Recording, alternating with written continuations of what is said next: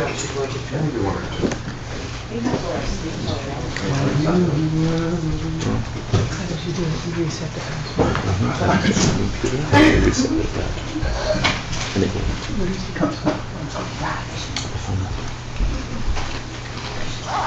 get access, you need to get Wi-Fi.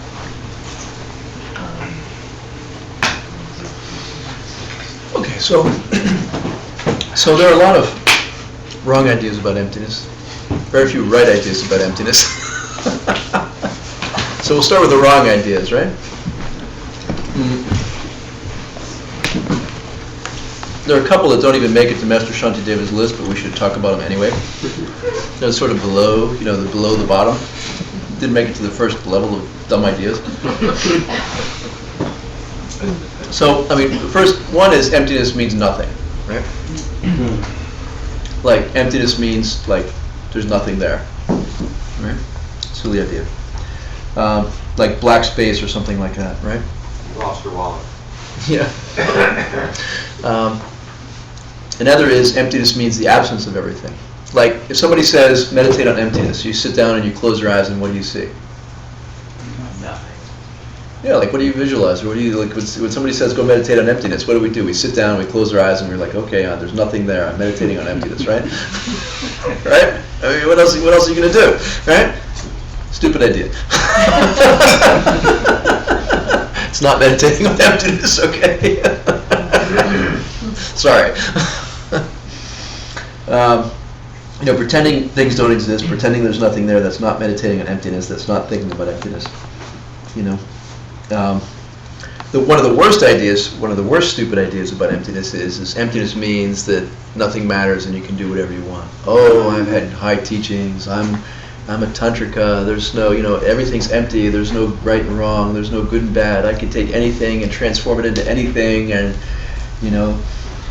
any kind of weird bad deed is okay because I understand emptiness, and I can like turn it into something else because it's empty, it's not bad from its own side. Master Shantideva says that's a toxic idea. It's like going out to Kansas and destroying all the wheat fields in Kansas and like salting the earth so nothing will grow there for 10 years. He said it's about like the equivalent wrong deed, destroying all the crops in the entire region.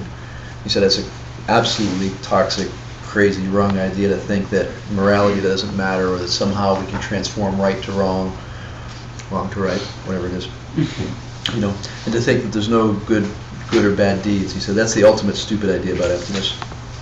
So then we get into some more sophisticated, slightly more sophisticated, or more sophisticated ideas, wrong ideas about emptiness. Okay, so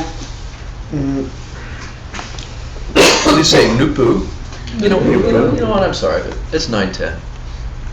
Can I just tell you in English? Thank you very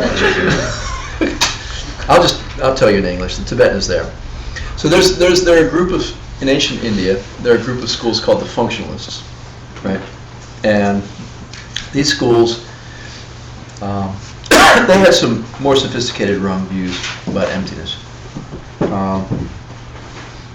They felt that if things don't have any nature of their own, then they don't exist at all. They said to Master Shantideva, they said, look, if you're telling something doesn't have any if you're telling me that this cup of tea doesn't have any nature of its own, then you're saying it's not there. It doesn't exist. You're saying, if things don't have a nature of their own, if this is not really a cup, if there's not a cup sitting here, then there's nothing there. So that's one idea that they had, right? And they're saying, if you're telling me there's a cup there, then it has to have the nature of a cup. It has to be a cup from its own size. There can't be a cup there unless there's some cupness appearing to me. Okay? So we're going to talk about that. Like, how could this be a cup of tea, and how could I take a drink from it if it doesn't exist from its own side? Say, An argument. the same Master Shantideva, you're crazy. What are you talking about, dude? So that's their position. They're comprised of the Abhidharma schools, mind-only school, and detailists. The Abhidharma is also called detailists. It's Abhidharma, Sutras, and mind-only. So it's those three schools against the middle way, Madhyamika. Right? The three lower schools are all grouped together as functionalists. And they're called functionalists because they believe that anything that works and functions is real from its own side. If something functions, like your car gets you somewhere, it has to be real. It has to be there from its own side. It functions and does something. Right? So that's their position. Right? They're saying, are you telling me that this teacup is not real even though you're drinking tea from it? Are you crazy? What are you saying? That's their position. Okay? They're saying it works, so it has to be real. And then, Madhyamika and Master Shantideva would say that's a wrong idea. So we have to talk about what does it mean to be real? They're saying, like, look, pour a cup of hot tea on yourself and see if you burn yourself and tell me it's not real, right? So what would Madhyamika say, right? So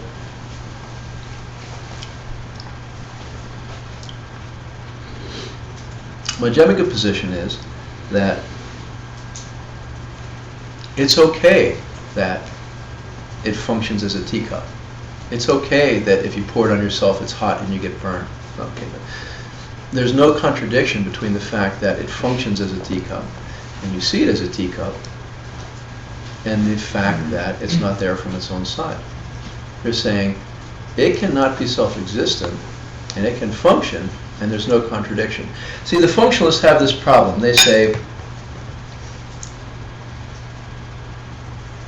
deceptive reality and ultimate reality can't coexist, right?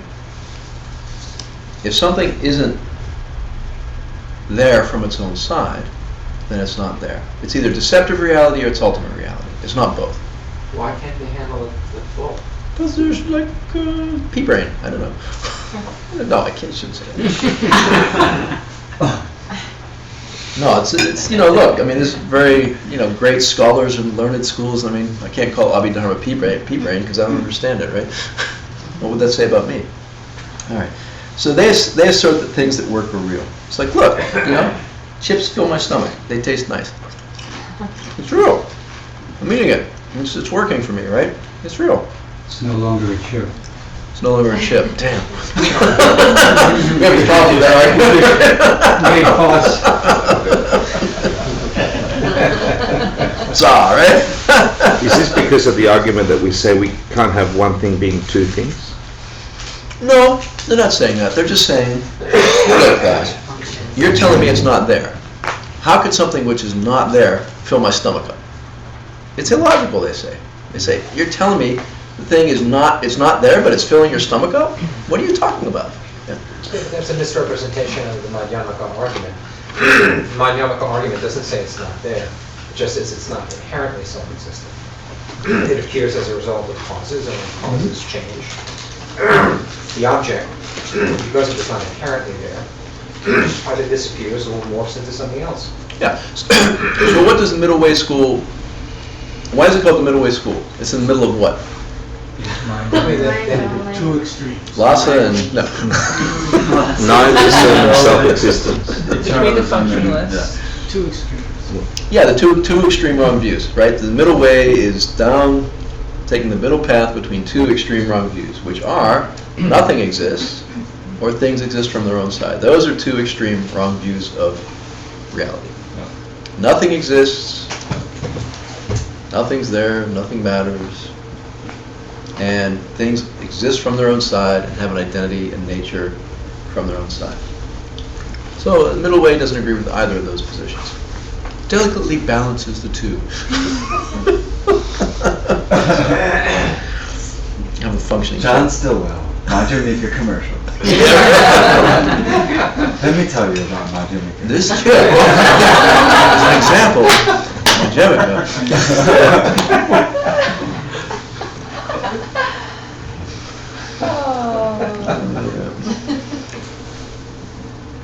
So yeah, Bruce, they say nothing in the universe has any nature of its own. You have to go back to what that means, right? Madhyamika would say, no problem with the fact that my mind conceives of this as a chip, and that I put it in my mouth and I chew it up, and it tastes good and it fills my stomach. All of that is dependent upon me perceiving it all. It's not a chip from its own side. If I have this cup of tea and it's boiling hot, and an ant walks up and falls in, it's not a pleasant beverage for the ant. It just got boiled to death, right? So for me, this thing, these colors and shapes and hardness and everything else is a lovely cup of tea. For this other being that just fell in and got boiled to death, it's a hell realm. It can't be two things at once. It can't be a nice thing and a horrible thing at the same time from its own side. It has to be coming from the being that's doing the experiencing. That's the Madhyamika position, right? It can't exist one way or the other from its own side. Not possible. Impossible.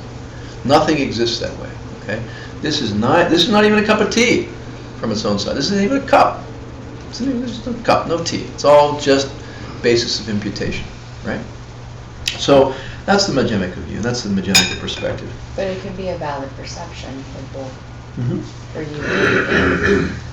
Yeah, Which is yeah. not saying the same thing as it being two things at one time. Well, that's why they're having this fight, you see. That's why the functionalists are having this fight with the Madhyamika, because the functionalists are saying it can't be two things at one time.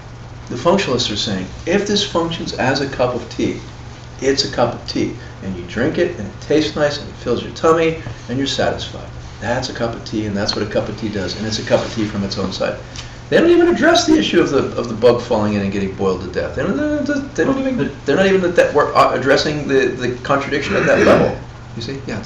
Because the functionalists would say that, we see it as a cup of tea, and it's a boiling cup of tea, and we see an ant dying in the boiling cup of tea. It's not about the perception, it's about the function. It's about an ant in a boiling cup of anything is going to die, and that's its function. Yeah. For the ant, though, it's you not see. perception. But you see, that's the heart of the issue for the functionalists. The functionalists are saying that if something functions as a cup of tea, it's a cup of tea.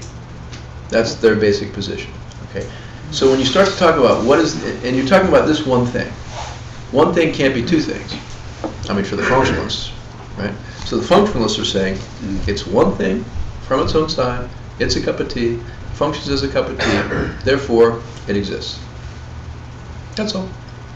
And then the Madhyamika would say that's not all, because it can be many things. It's many beings. It doesn't have any identity from its own side.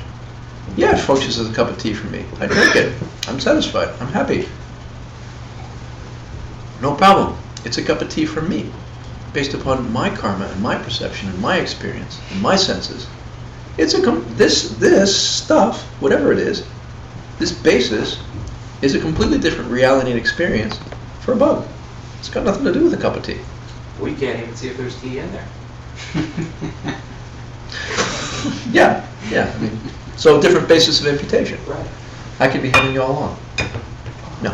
So that's the idea with the functionalists and the Madhyamika. And so they're back and forth arguing about this stuff, right? So make sure we have all the arguments. The cup, the teacup, the cup comes from my mind, right? The teacup comes from my mind. The experience of a pleasant cup of tea comes from my mind. It's not supplied by the cup. That's all. The functionalists say it is supplied by the cup. Madhyamika says it's not supplied. This cup-ness is not supplied by the cup, according to Madhyamika. Madhyamika would say there's a basis of imputation, which the senses perceive. The senses take in data. The mind processes it into an image and an identity and a concept, which is then imputed and projected onto the stuff. And that is the reality for me, in my mind. And the bug, which is climbing up the side, getting hot feet, and trying to escape and going over the top and falling and boiling, is having a completely different perceptual event. Right? Hell realm, or, boiling cauldron, or whatever the case might be, right? So like that. So Madhyamika people say that things are not real the way we think they are. We think, look, just take a minute. When you look at this, do you stop and say, ooh, there's colors and shapes and inside and outside, and therefore I'm conceptualizing it as a cup? Or do you just flash through teacup? That's what we do. That's how we live. It's just like, oh, iPhone, oh, chocolate bar, oh, whatever, right? I mean, it's just instantaneous recognition all day long of everything we encounter, right? There isn't that slowing down of the perceptual event There isn't that taking time to evaluate the nature of our perception instant by instant, where we're saying, what are my senses taking in? And like, grasshopper, What are you seeing with your eyes, grasshopper? What are you hearing with your ears? What are you, But that's a very first important step to see independent origination. Yeah, but my point is we don't do it in normal life, is my point. Hopefully one's doing it in meditation, but in the course of our normal life, it's just flash of recognition after flash of recognition after flash of recognition, which is our day and our reality and everything else. And so, functionalists are saying, yeah, no problem, call it a teacup because you're drinking tea and it's real. End of story. That's all there is. Right? And if it isn't that, it isn't there. So, But they're Buddhists, so they still say there's no self. There's still stuff they deny, and what they're denying is that there is no cup without causes and conditions, rather than perception, right? yeah, each school has its own definition of what emptiness means.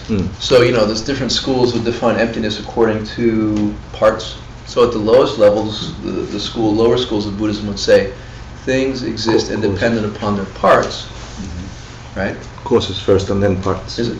Okay, thank you.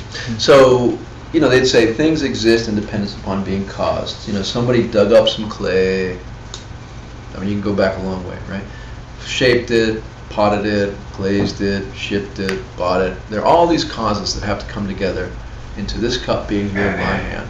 And that this cup exists here for me in my hand independent upon all those causes coming together. And that's how it exists, independent origination. It's empty of any nature outside of those causes coming together. So that would be one.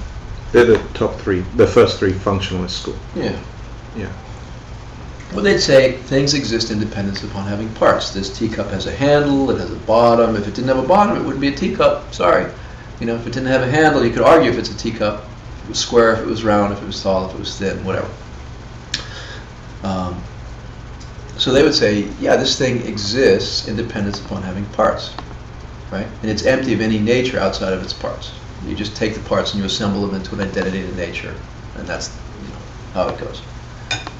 So I don't know how we get on. Anyway, all right. Where were we?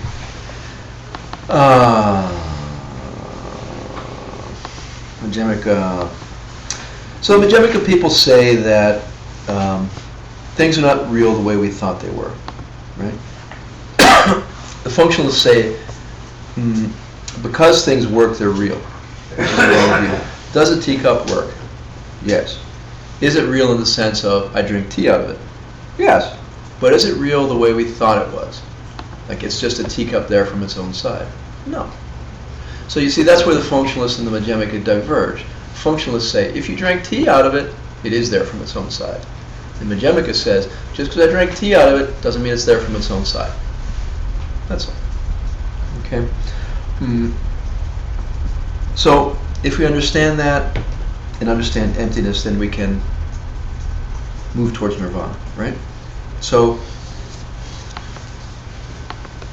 why? Like, why is that the case? Why and how is that the case? How does understanding emptiness lead me to nirvana and enlightenment? Right? How does it get me there?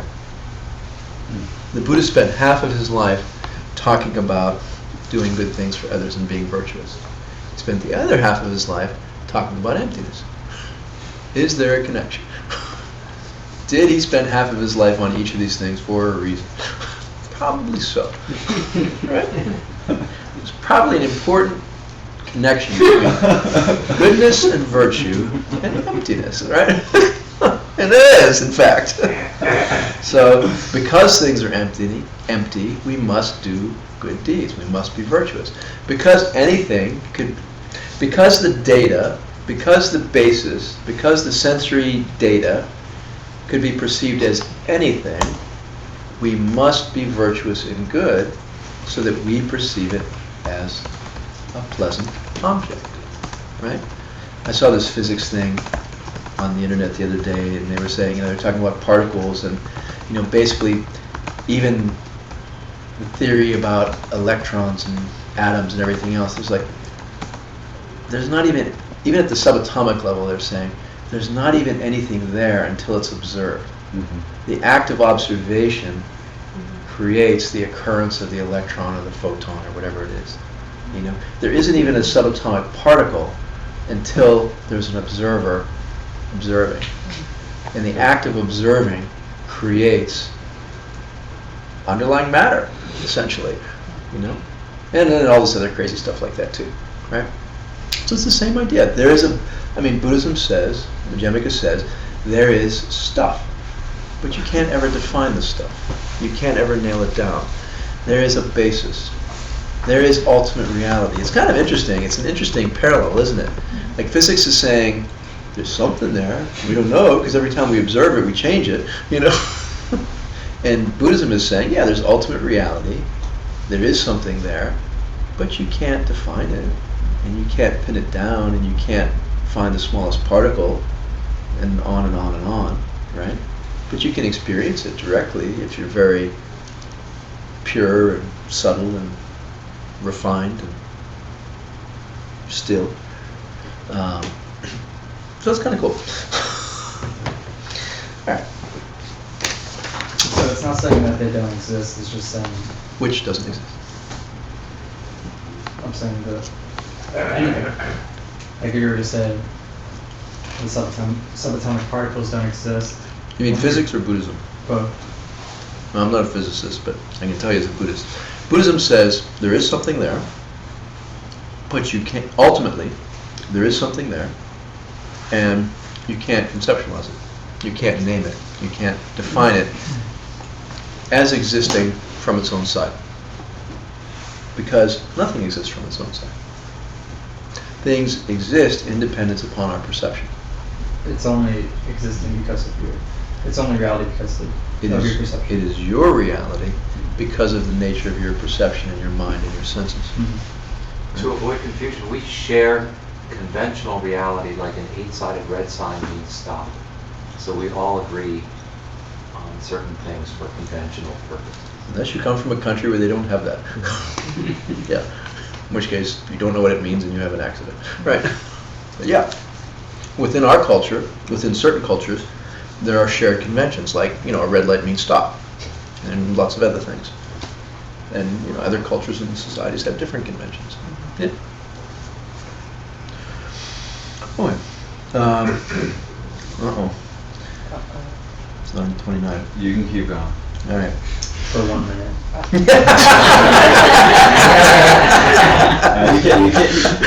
You can't stop this. Don't stop. Come on. His daughter's gonna be texting. Angry text. Yeah. So what is the point of all this? Why are we talking about all this? Because everyone in the world, everyone in New York City is chasing dollars, wants money, wants happiness, you know, wants security, wants stability, you know, et cetera, et cetera, et cetera. And nobody knows how to get it, really. You know, is it working hard that gets you the money? No, lazy people get a lot of money. Is it investing conservatively that makes you a lot of money? No, conservative people lose money. Is it a macro strategy that makes you money? No, people lose money with a macro strategy and win money, get money with a macro strategy. You know, and we go on and on and on. Every single thing that people try to get money or anything else conventionally is inconsistent. It doesn't work on a regular basis. You know, for something to be a true cause, it has to always work. You know, science proves it, we buy it. So, what's the true cause of money? Buddhism says giving. You know, well, we don't buy it conventionally. It's not, but we haven't found any better answer either. We still don't buy it. God damn it! You know, what's up with that? Anyway, all right. But the point is when you figure out emptiness, when you figure out true causation, when you figure out the true nature of reality, then you can change your world and you can change your life. Unfortunately, when you figure out ultimate reality, you have to act appropriately to change your life. There's this little clause, this little footnote, right? It's like, understand emptiness and you can transform your world to paradise. Understand emptiness and your life will get better quickly. There's a little footnote, which is, act virtuously all the time. right? Understand emptiness and use it to act virtuously all the time, and you can transform your world into paradise. So, important point. Don't leave it out, right? Okay. But doesn't that happen naturally? Or no? Is that... With the direct perception of emptiness, Like yes. if you have the direct perception Yes. of emptiness, Yeah. it's not something that you need to work at? Well, I think it is something. Or you is need it to work something that at. you need to work at? I mean, it's like not being able to fit into your jeans, right? No. What? I mean, Why would you know that? But okay. it's like we can't fit into our jeans. We know we should stop. We should eat less, right? But do we necessarily eat less? No, we got bigger jeans.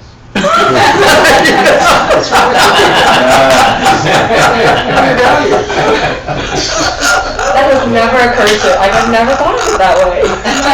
Just change the label to size 8. Yeah. No, but once you would have the direct realization of emptiness, you would be immersed in teachings all the time, because everything that would be arising, you would be having deep relationships to emptiness. Everything that would be arising would be extremely high teaching. But you're still in conventional realities. Sure. But you see it as, you see the ultimate reality. And to get to that point, you've been virtuous. At least in the past lifetime, you have to be. Yeah, you can't come in. You can't experience these things unless you've collected a tremendous amount of virtue already. But can you become unvirtuous? I mean, is it fair to say then all beings who have seen emptiness directly are not, like nunchucks? What's a nunchuck? Like, schmucks. Can you ask me the question again? I missed it. That's it.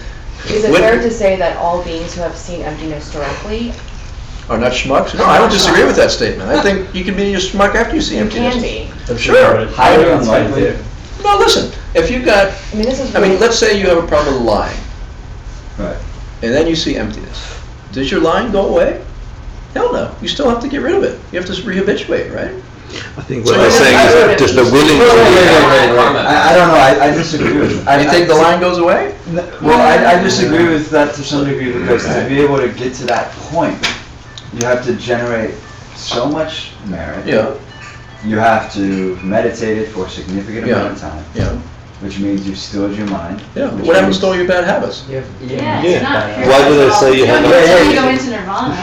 I don't know. You have great I don't know. strength. I mean, let's say you If would lie. you've ever been in the presence of someone who's attained shamatha, I mean, All right, let me just cut to the chase here. Okay? That's Holy not- Yoshi Michael, who I respect tremendously, okay? Yeah. Holy being, Arya, he loves to stretch the truth. yeah, Right. that was true. What else can I say? What is his intent? And I mean, I love him dearly, and I respect him completely. Yeah. But, maybe it's skillful means. I can't say. Maybe it's skillful means. Maybe it's to teach something. Maybe there could be countless reasons why it doesn't. Sure. Or maybe he just has that bad habit he's got to break. I don't know. Couldn't tell you. So I think someone could be an Arya, and they still got to work through. They've got to work through all the Bodhisattva levels, right? They got to work through all their mental afflictions and all their bad habits. So, and I don't know the answer. I'm just giving you my opinion, which is that if somebody says to me, all the mental afflictions I had yesterday, I still have the day after I saw emptiness, they still got all the mental afflictions, right? And they didn't go away, but they have the very strong disposition to clean them up. So I think maybe they were a really big jerk right after they see emptiness, but I think they'd get to be a less and less jerk very quickly, I guess, anyway. So that's I think that I'm just, No, but telling you my that's- opinion. yeah, but that's the crux of the question. Does it necessarily mean that because you see the wakings function that you want to function as a good being, or could you become an evil realm destroyer? Yeah. I think is what you're trying to Yeah, and I say. think that is something that I think a lot of practitioners, they see certain teachers that have claimed, and you believe that they have seen emptiness directly, and you think that all actions that they have, that they carry are actually virtuous, and I'm curious if that's... Within a Tibetan Buddhist standpoint, there would be extremely high it would be extremely highly unlikely that they would not be extremely highly virtuous, because to get to the realization of emptiness, you have to have subsequent realizations within Lam Rim, which act as extremely strong bases of moral support No, I to completely even agree. get to that point. Yeah, but could they have bad habits? Yeah, Yeah, you can have bad habits, but no self, no problem. You know what they say. So, I don't know what that means. You know what they say, no self, no problem. No, I don't know, that's okay. No, I'm not familiar with that. I'm not gonna let it go, okay? That's such a great t-shirt.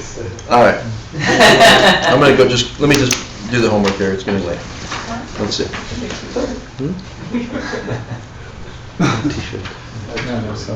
All right, explain why good and bad deeds are like an illusion and yet still function perfectly well. So there's this idea that the functionalists are saying, look, Master Shantideva, so you're telling me that things don't have any nature from their own side, therefore there's no good deeds and there's no bad deeds. So how are you going to collect virtue if offering flowers or offering to your lama doesn't exist really? Then how are you collecting virtue by offering it? If a flower doesn't exist really, if money doesn't exist really from its own side, then how are you collecting any virtue when you offer it to your teacher? And then the Madhyamika says, no problem. You perceive it as a flower, it functions for you as a flower, you have the mental image of yourself giving some nice thing to someone, you collect virtue, that's how everything works, no problem. Right? So, they're like an illusion, but they function, essentially. And then they go on to say, well, wait a minute. Well, what about then, if there's nobody there, if you're saying I don't even exist from my own side, so you're saying that if you die, nothing's there and there's nothing to be reborn? So they're going through all these permutations of if things don't really exist, then what about that? If things don't really exist, what about when you die? If things don't really exist, what about when you make offering? And so they have a hard time with this idea of it not really existing from its own side. And they keep looking for arguments as to why things have to exist from their own side. Okay. Okay. So Master Shantideva says, look, there's a basis, It's like there's a basis there of imputation. It's like actors in a movie. The actors, $70 million, they make a nice illusory movie, you sit there for 2 hours, you think something's really happening and you buy into it, right? Same actors are in the next movie, a year later, they got different costumes, they got a different script, they're acting out a different story, and you think those actors are real, Same actors, it's just like one life and the next life, no problem. You just have different story going on, different basis of imputation, the perception shift. And so Master Shantideva says, look, what is death? Death, is there a self-existent being that it goes through a self-existent death and a self-existent rebirth? No. Death is a perceptual shift like everything else. We have the perception of these arms and these legs and this body and breathing and moving and everything else. And then our perceptions change. And we have the perception of this body falling over and gasping and not breathing and not moving. And we have the perception of this body being something else. We have the perception of what was an arm now as an antenna or whatever, And it's a perceptual shift like anything else. No problem. There's no self-existent person having a self-existent death and a self-existent rebirth. He's saying, no problem, functionalists. Everything is a perceptual event, and therefore it functions, and therefore it works. It's a silly question. What else? Oh boy. All right, come back to that. I'm going to just go through it quickly.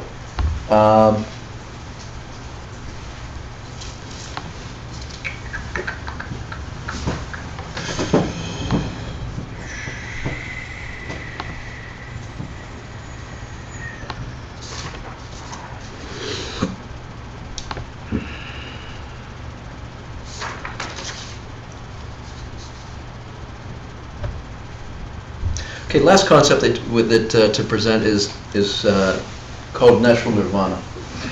There's a nirvana called natural nirvana, and then there's nirvana. Natural nirvana is a misnomer. It doesn't mean nirvana. Natural nirvana is another name for emptiness. So there's text in the scriptures that says everything has natural nirvana, and that's just synonymous with emptiness. Okay? Natural, and it's not real nirvana. What's real nirvana? Real nirvana is the permanent end of your mental afflictions. So, this cup of tea has natural nirvana. Does it have any mental afflictions? No, it doesn't have a mind.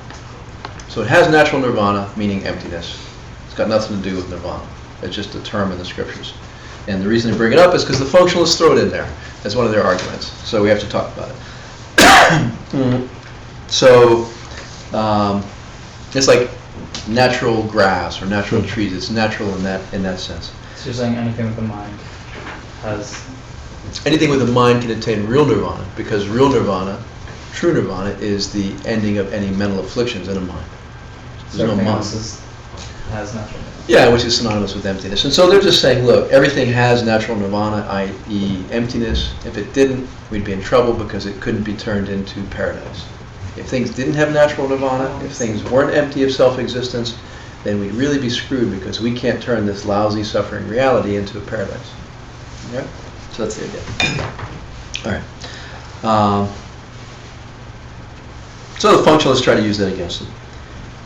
They say, well then you must think that Buddhas are in samsara because, they have, their nirvana, and just this crazy last gasp argument that the functionalists make to say, look, you're saying everything in samsara has nirvana, Buddha's in nirvana, Buddha's got to be in samsara, so you Madhyamikas are crazy, and, who cares, right? Sorry, I shouldn't have said that. Anyway. All right. Just make sure you're covering the homework. Describe the two kinds of nirvana briefly. Natural nirvana. The natural state of nirvana for all things is the fact that they are void of any nature of their own, meaning empty.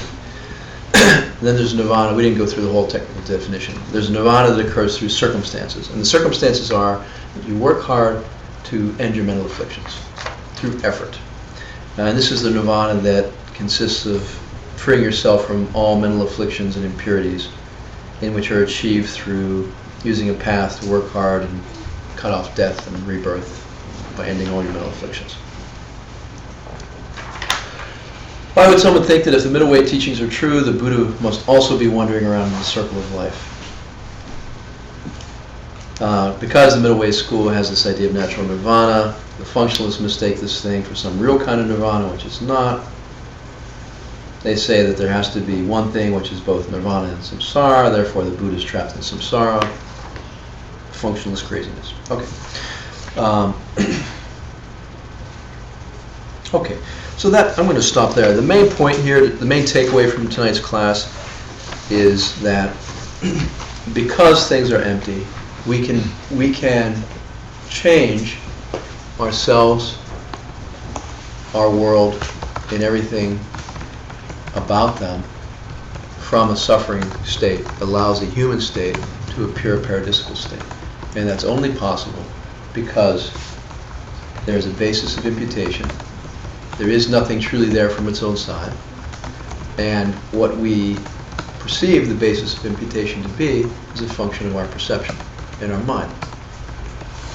The way in which our mind functions and perceives depends upon karma, past virtue, past impulses and seeds which we've collected, right? So therefore, by being virtuous, by being good, by collecting the energy, the seeds, and the potential of purity and virtue, we can experience everything as a pure realm and paradise forever, because there's only a basis of imputation there. Yeah? Good. Sorry, move on.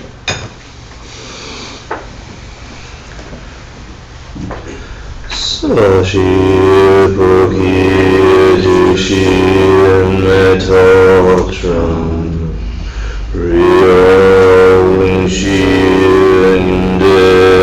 Embody Sangha Shindu Mite Vivadi Drogen Namda Shinla Chibasho Hiram Guru Ratna Mandalakam Nyatayami Gadi Gyoku Sunam Yeshe Tzaksakshim Sunam Yeshe Legend Way Ramba Gunita Oh. Focus again on the purity, extreme virtue and divinity. See it as clearly and strongly as possible.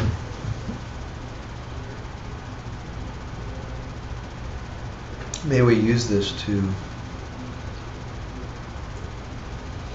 transition to and experience ultimate reality. May this purity and virtue be the door through which we enter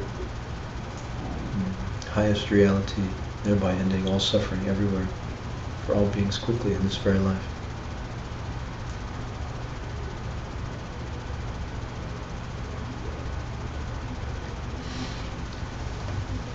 Thank you for teaching.